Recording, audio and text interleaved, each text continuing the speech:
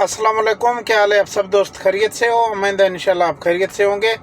मक्का में मज़दूरों की ज़रूरत है और उसका जो सैलरी होगा 4300 रियाल। जो काम के दिन हैं तकरीबन 75 दिन का काम होगा और उसमें जो तनख्वाह होगा वो 4300 रियाल होगा।